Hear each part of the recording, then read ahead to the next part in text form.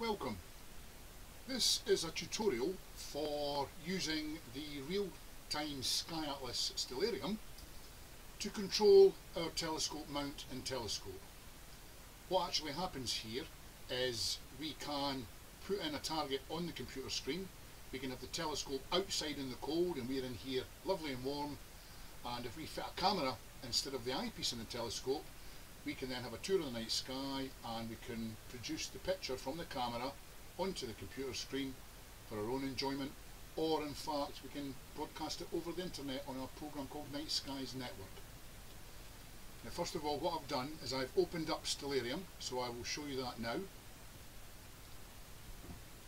And as you can see, the home setting for Stellarium is looking at a southerly sky.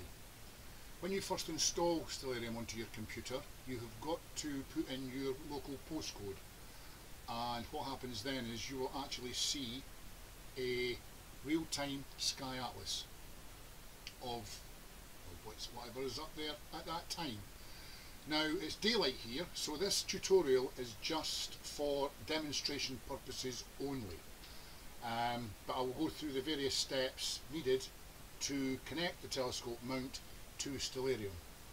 So what we do then is, if we move the mouse arrow down to the bottom menu and we move the mouse right to the telescope icon box, if we left click that, we then bring up this box here.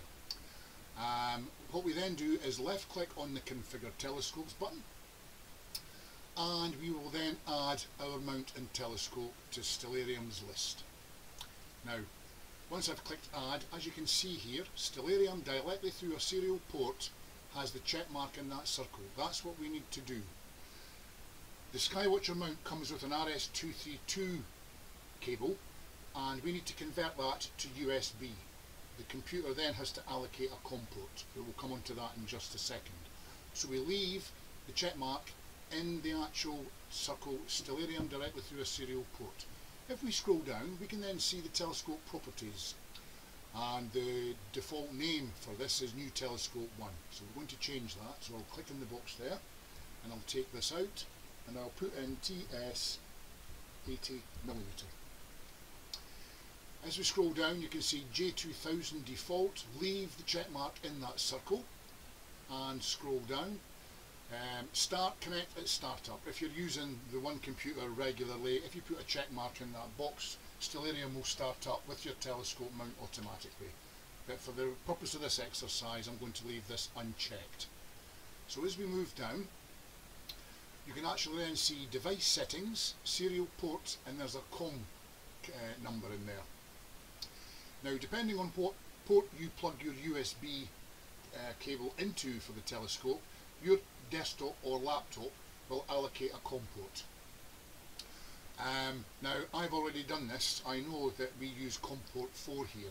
If you're not sure what COM port the computer is allocated, depending on what Windows operating system you're using, if you go to Control Panel and then Devices and Printers, it will show you in there what COM port has been allocated. It can be the various numbers that change.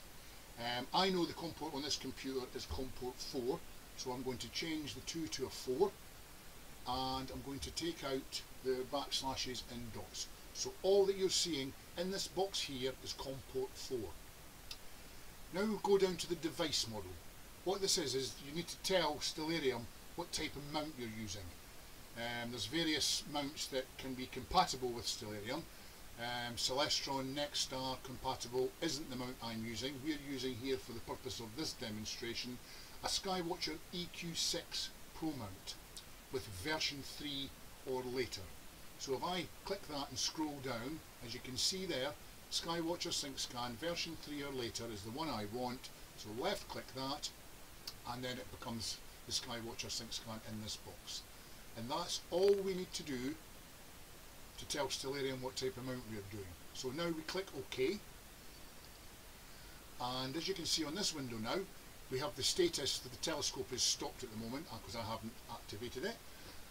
It's local Stellarium, and the name is the name I typed in previously there, TS 80mm. Now as you can see, it says stopped. As soon as I click start, what you'll see is the stopped changing to connected. And that's all there is to it. We are now connected and ready to go. So you close this box, and we close this box as well. Now, while we are doing this, I will just take a couple of seconds and I will open the observatory roof. It's an electric roof, it's fully automatic, and while the roof's opening, what I will then do is I will show you two ways in which you can find targets and slew the telescope to them.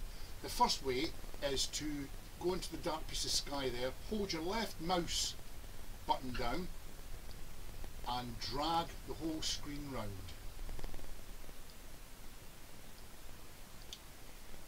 Now, as you can see, I'm pointing north now, and the telescope is in the home position just above Polaris. So now we're going to try and find a target. So what we'll do is left click, hold down and drag the night sky round, and what I'll do is I will centralise Jupiter. Now that line that you see running down the screen, that is a satellite track. Stellarium tracks satellites as well, which is quite handy if you want to have a look where the satellites are. If you can see where they're coming from, you can use a set of binoculars and you can actually see them flying across the night sky.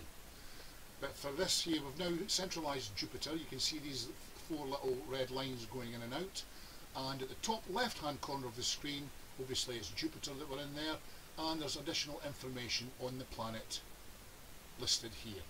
Some quite useful information. Yeah. So now that we've centralised Jupiter, what we then do now is I hold the control key down on the keyboard and then press 1.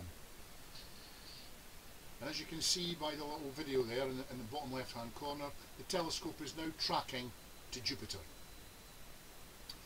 You'll see the little circle with TS 80mm appear in the screen shortly, and it will centralise on Jupiter and you'll hear a little beep.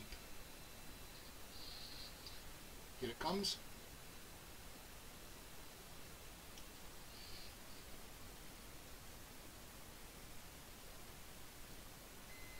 And it's beeped in there. So now the telescope is now on Jupiter and it's tracking Jupiter as well.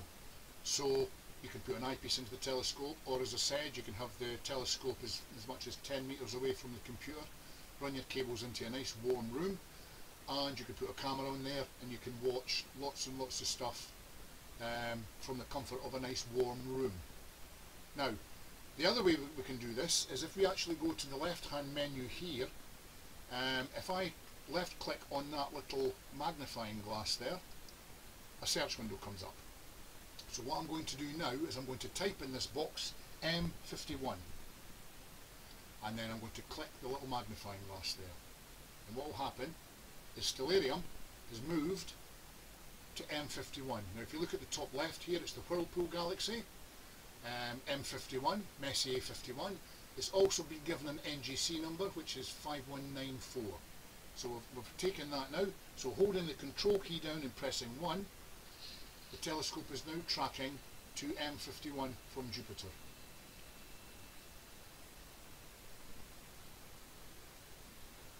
Takes a little bit of time.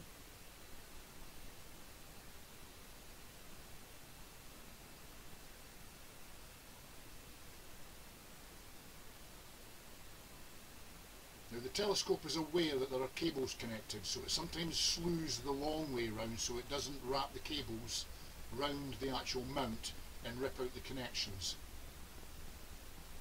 As you can see, it's just went behind the video screen there and the picture there, and it's going to go up, centralise on M51,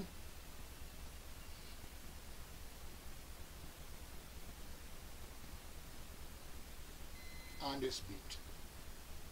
So what we can do now is if we zoom in on this, that is what M51 looks like. It's actually two galaxies there. It's NGC 5194 and NGC 5195. This isn't the telescope view, this is what the picture that's actually included in Stellarium's database. So if you're actually looking for something in a telescope and you want to know what you're looking for, you can zoom in, then that will give you a rough idea. Now when you're actually looking through a telescope you won't see any colour, it'll be black and white. But it's an absolutely fantastic object to look at.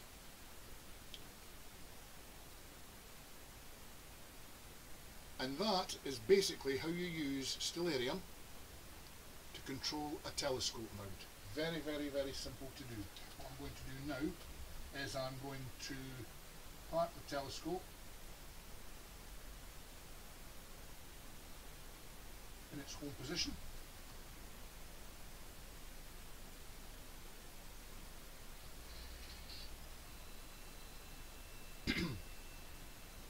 And close the roof.